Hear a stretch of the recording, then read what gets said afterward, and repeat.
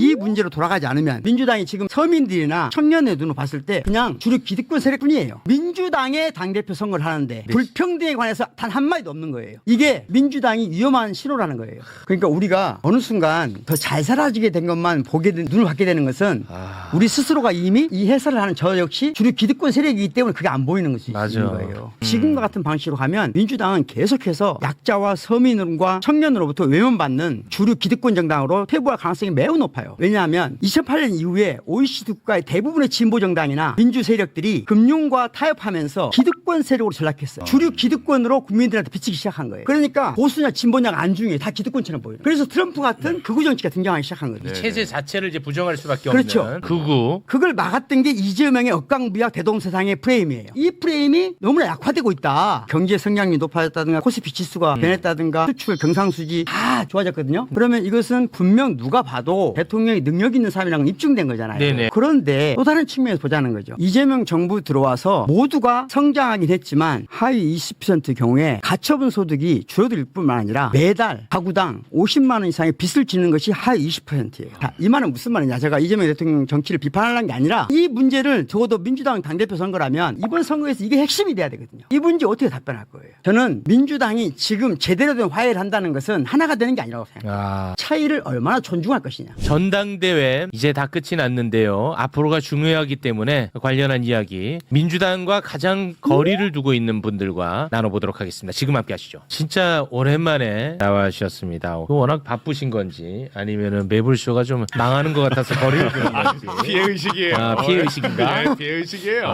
그런가? 박구영 교수님 박수로 모시겠습니다. 네, 반갑습니다. 박구영입니다. 네, 안녕하세요. 일단 저는 정서적으로 과정에서는 좀 불편했어요. 진행되는 과정은 되게 불편했는데 결과가 나오니까 참 묘하게 편안해요. 다른 분들은 걱정을 많이 하던데 저는 네. 되게 편안하고 이번 선거는 사실은 결과보다 결과에 대한 해석이 중요하다.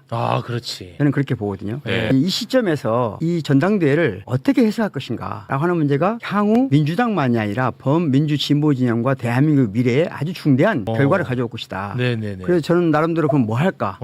그래도 철학자니까 이 네. 관련에 대해서 논문까지는 아니라도 그에 준하는 수준의 글을 한 편 써야 되겠다. 그래서 뭐 글을 쓰고 있는 중이고 네. 그 과정에서 좀 생각나는 것들을 오늘 말씀드리도록 하겠습니다. 저는 일단 기본적으로는 이재명 대통령을 처음 알게 된 게 성남시장 할 때거든요. 그래서 2010년부터니까 15년 동안 비교적 저는 이제 김대중 대통령 시절 그 이전부터 정치적인 관심을 가져왔는데 특히 이재명 대통령에 대해서 굉장히 좋아했어요. 막 처음 나왔을 때부터 줄곧 좋아했는데 그래서 제가 이제 이 선거가 끝나갈 때쯤 돼서 나는 왜 이재명을 좋아했지? 이재명을 좋아했던 많은 사람들은 무엇 때문에 좋아했지? 그걸 두 가지 이미지가 있는 것 같아요. 네. 첫 번째는 이재명 대통령은 성남시장 이외로 탁월한 행정 능력을 보여준 거예요. 탁월한 행정 능력을 보여줬고 누가 봐도 능력 있는 행정가다라는 네. 느낌을 지금도 가지고 있다고 생각합니다. 예. 그리고 이와 관련해서 대통령이 계속해서 대선 때 많이 내세운 것이 먹사니즘, 잘사니즘이에요. 그러니까 먹사니즘, 잘사니즘의 프레임을 만들었거든요. 그래서 그것은 내가 유능한 이재명으로서 유능한 행정가로서 국민들을 모두를 잘 살게 해주겠다. 또는 먹고 살만한 문제에 관해서는 확실하게 챙기겠다. 그런 행정 능력을 보여주겠다. 저는 그런 프레임이 하나 있다고 생각해요. 그것 때문에 이재명을 좋아한 것도 분명히 있어요. 네. 이게 능력의 프레임이잖아요. 네. 그런데 저는 개인적으로 이재명을 처음 좋아하게 된 건 그쪽보다는 이재명이라는 사람이 압도적으로 그 누구도 가지고 있지 않은 서사를 가지고 있단 말이죠. 대한민국에서 가장 가난한 자, 가장 아래에 있는 자로부터 출발했어요. 그런데 이재명 대통령은 서민을 위한 정치를 한다는 느낌보다는 서민 그 자체의 정치라는 느낌을 줬거든요.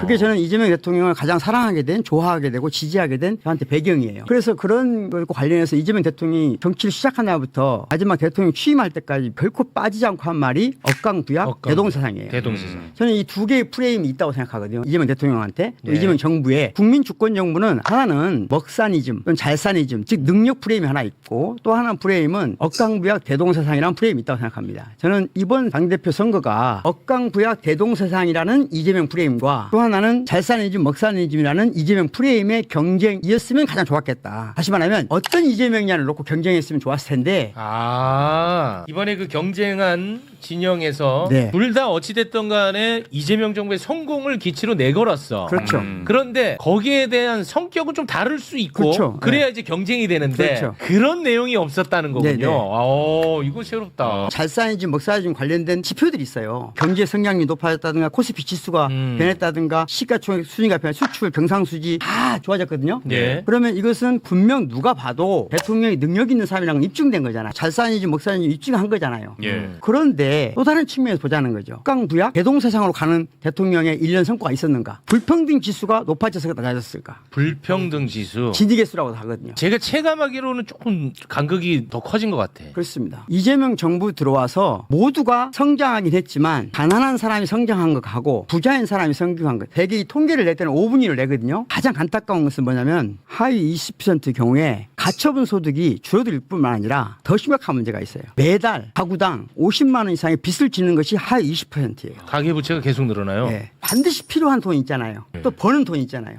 이 차이가 실제 소비한 돈하고 실제 쓰는 돈하고 제가 만든 게 아니고 국가에서 다 내놔요. 통계 내놓으면 51만 9천 원이 월 평균 적자입니다. 우리나라 20%의 가계가. 그럼 이게 최소한 줄었다는 희망이 있어야 되잖아요. 네네. 줄어든다는 희망이 없어요. 지금까지 모든 통계를 보면. 이 말은 무슨 말이냐. 제가 이재명 대통령 정치를 비판하는 게 아니라 대통령이 되는 순간 어떤 이재명이 되길 바라는 것은 다 다를 수가 있어요. 네, 맞아요. 어떤 사람은 국방이 가장 중요하다. 성장률이 가장 중요하다. 이렇게 생각할 수 있고. 국가 경쟁력이 중요하다. 생각할 수 있고. 그분 중요하지만 내가 바라는 이재명은 분배의 정의가 실현됐으면 좋겠어. 분배의 정의가 실현되지 않더라도 불평등이 있더라도 최소 수혜자, 최대 약자에게는 조금 더 나아졌으면 좋겠어. 이 기대가 있어야 된다는 거죠. 네네. 그런데 저는 먹산짐 잘산해짐 프레임에서는 성공한 대통령이 맞다. 하지만 아쉽지만 억강부약 대동세상에 있어서는 성공했다는 지표가 없다. 자, 이 경쟁을 했으면 좋았겠다. 저는. 그 두 가지 경쟁. 그렇게 해서 네. 경쟁하고 네. 그렇게 해서 보완해야 되거든요. 그런데 지금 민주당의 당대표 선거를 하는데 불평등에 관해서 단 한마디도 없는 거예요. 이게 민주당이 위험한 신호라는 거예요. 무슨 말이냐. 좋았다. 전 세계에서 지금 OECD 국가 중에 극우화되지 않은 나라는 없습니다. 왜냐하면 2008년 이후에 OECD 국가의 대부분의 진보 정당이나 민주 세력들이 금융과 타협하면서 기득권 세력으로 전락했어요. 주류 기득권으로 국민들한테 비치기 시작한 거예요. 그러니까 보수냐 진보냐가 안 중요해. 다 기득권처럼 보여요. 그래서 트럼프 같은 극우 정치가 등장하기 시작한 거죠. 유럽에서도. 이 체제 자체를 이제 부정할 수밖에 그렇죠. 없는 극우. 그걸 막았던 게 이재명의 억강부약 대동세상의 프레임이에요. 그런데 대통령이 되고 나서 이 프레임이 너무나 약화되고 있다. 이 문제를 적어도 민주당 당대표 선거라면 이번 선거에서 이게 핵심이 돼야 되거든요. 그런데 대통령이 누구를 좋아하니 나빠하니 이런 게 프레임이 된 것이 이 선거가 저는 그래서 모두에게 패배를 안긴 선거다. 지금도 저는 민주당이 이 문제로 돌아가지 않으면 민주당이 지금 예를 들자면 서민들이나 청년의 눈으로 봤을 때 그냥 주류 기득권 세력뿐이에요. 민주 진보 진영이 아니에요. 이 문제 어떻게 답변할 거예요? 저는 화합은 절대로 하나가 되는 게 아니라고 생각해요. 논어에 자로에 나온 표현 화이부동, 군자는 화이부동한다. 호의는 화이부동하는 게 아니고 같지만 서로 불화한다. 동의불화. 저는 민주당이 지금 제대로 된 화해를 한다는 것은 하나가 되는 게 아니라고 생각해요. 하나가 되는 게 아니라 차이를 얼마나 존중할 것이냐. 그리고 그 차이가 얼마나 선명하게 서로 경쟁하게. 민주당의 왼쪽 날개가 부러지고 있다. 왼쪽 날개가 부러지고 있는데 더 큰 문제는 나와 계신 소수 정당들도 그 역할을 안 해주고 있는 거예요. 한창미 잘못하고 있다. 너무 권력이 민감해요. 나 욕하지 말고 우리 의원님도 잘 사세요. 한창미 대표님도 계시지만 진보 진영도 너무 권력 감수성이 너무 뛰어나가지고 가장 핵심적인 서민들의 대변하는 정책이나 이런 것들에 대한 목소리가 없어요. 자, 요거 잠깐 정리를 하자면 민주당은 실제로 워낙 큰 정당이 됐어요. 그럼 그 안에서 이제 경쟁할 수밖에 없어. 그런데 뭐 누구랑 더 가깝니 친하니 이런 경제 이유 그만 가치의 경쟁으로 좀 가자. 경제 성장이 중요한 것 아니냐 하는 가치. 가계 소득을 좀 키워주는 쪽으로 가야 되는 거 아니냐 하나의 가치. 이런 경쟁. 사실 이런 이야기를 아까 이제 진보 진영에서 안 했다고 하는데 무수히 이야기하면서 광장의 목소리를 들으라고 했는데 민주당의 모든 평론가들이나 민주당 지지자들은 아무도 관심을 안 가졌어요. 와, 이게 맞다. 사실은 지금 박구영 의원님, 죄송합니다.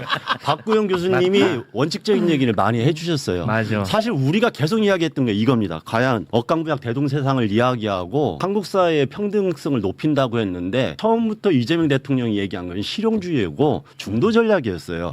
그때 모든 이재명 대통령을 좋아하는 사람들이 맞다 했지 아닙니다. 이거 같이 고민해야 됩니다. 얘기한 사람 아무도 없었던 게 지난 1년이었는데 좀 한 번 더 우리 민주당이 자신들을 돌아보고 민주당에 적극적으로 얘기했던 많은 지식인들과 평론가들 모두 한 번쯤 돌아봐야 된다. 최근에 대통령께서 억강부약과 관련된 부동산 정책을 내놓았잖아요. 네. 민주당이 갑자기 의원들이 반발을 한 경우가 있었어요. 맞아요. 그 내용이 대부분은 사실은 이재명 대통령 이름으로는 억강부양 정책이거든요. 네. 근데 그것에 대해서 사실은 민주당의 반기를 든 거예요. 맞아요. 저는 그게 나쁘다고 생각하지 않는다니까요. 아, 그러니까. 그렇게 세력화해라. 그리고 그걸 명확히 발전시켜라는 거예요. 아하. 왜냐하면 그게 나쁜 게 아니거든요. 예. 그런데 반대편도 똑같이 존중해야 되죠. 아. 그러니까 서로 차이를 명확히 하고 차이를 존중해야 연대가 이루어지는 것이고 그게 민주당의 화합이고 민주당이 지금이 정점이 아니라 더 나은 길로 갈 수 있거든요. 근데 지금과 같은 방식으로 가면 민주당은 계속해서 약자와 서민과 청년으로부터 외면받는 주류 기득권 정당으로 퇴보할 가능성이 매우 높아요. 그러니까 오히려 민주당 내에 서로 다른 날개를 존중해 주자. 그리고 서로 다른 날개를 형성해 가자. 그래야 진짜 이 나라에 의미 있는 언제 민주당이 주류 기득권 세력 정당이었습니까? 우리 세대는 그런 느낌이 없거든요. 민주당에 대한. 그런데 약자나 또는 청년들에게 물어보세요. 다 기득권이죠. 그냥 민주당은. 기득권 세력이에요. 맞아요. 네. 그리고 우리가 실제로- 국민의힘 보는 시각이랑 똑같아요. 그리고 실제 지금 결과를 보면 그게 입증이 된단 말이에요.